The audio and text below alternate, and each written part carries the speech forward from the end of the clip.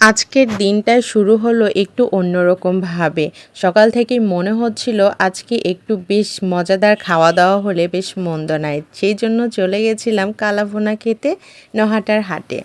আসসালামু আলাইকুম, আপনারা সবাই কেমন আছেন? আশা করি সবাই অনেক ভালো আছেন। আলহামদুলিল্লাহ আমিও অনেক ভালো আছি। হঠাৎ করে প্ল্যান হলো সবাই মিলে চলে যাব হাটে কালাভুনা খেতে। আর হাটের কালাভুনা মানেই মনে হয় যেন জিভে জল চলে আসবে। চটপট রেডি হয়ে নিলাম মা ছেলে মিলে। এদিকে আমাকেও নিতে চলে আসলো আমার ছোট ননদ। দেন আমরা সবাই মিলে চলে যাচ্ছিলাম নহাটার হাটে কালাভুনা খেতে। আর বাইরের ভিউটা ছিল অনেক সুন্দর, আবহাওয়াটাও ছিল মোটামুটি অনেক ভালোই, কিন্তু একটু গরমটা অবশ্যই ছিল। হাটের মধ্যে ঢুকতে হাটের একটা যে ফিল কোলাহল সব কিছু তো ছিলই, কিন্তু খাবারের গন্ধ যেন নাকে মম করছিল।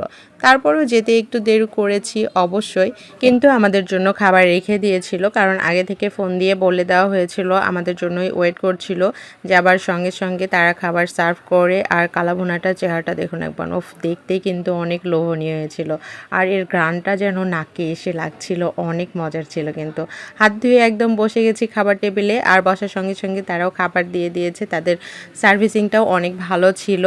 আর সাথে ছিল সাদা ভাত, সালাদ, লেবু, কাঁচামরিচ, পেঁয়াজ, কালাভুনা তো মাস্ট, আর সাথেও ছিল কোক।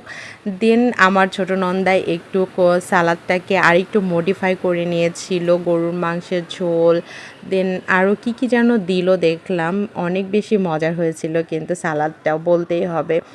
আমরা এর মধ্যে খাওয়া দাওয়া শুরু করে দিই, বাবুকেও একটু মাখিয়ে দিচ্ছিলাম। ওফ, জোস হয়েছিল কিন্তু খাওয়া দাওয়া।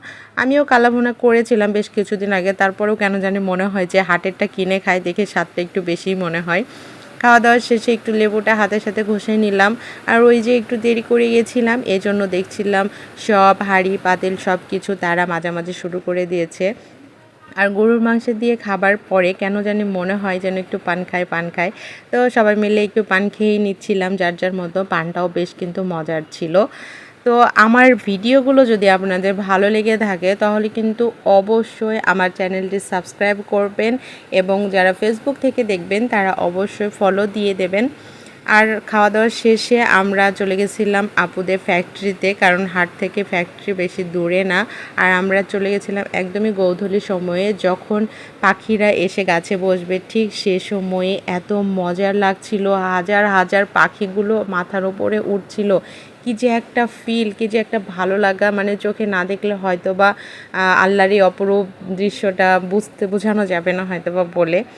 দেন সেখান থেকে বাসায় চলে আসবো, কিন্তু আমাকে কোনোভাবেই আসতে দেয়নি। আমার ছোট ননদ জোর করে তার বাসায় টেনে নিয়ে গেছে।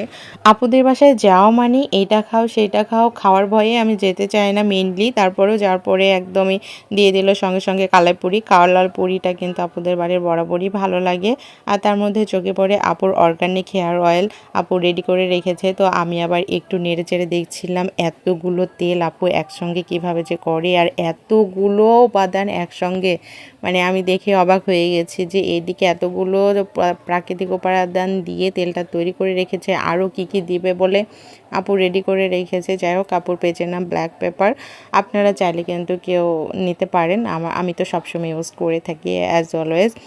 দেন বাবুদেরকে একটু খাওয়াই নিয়েছিলাম, আর আপুর একটা দাওয়াত ছিল, তো বলছিল একটু সাথে নিয়ে যাবে, যেহেতু ভাইয়া যাবে না। তো আপুর সঙ্গে সেখানেও চলে গেছিলাম, কিন্তু দুপুরে যেহেতু রিচ খেয়েছিলাম সেখানে যে আর খেতে পাচ্ছিলাম না, কিন্তু তারা অনেক আয়োজন করেছিল।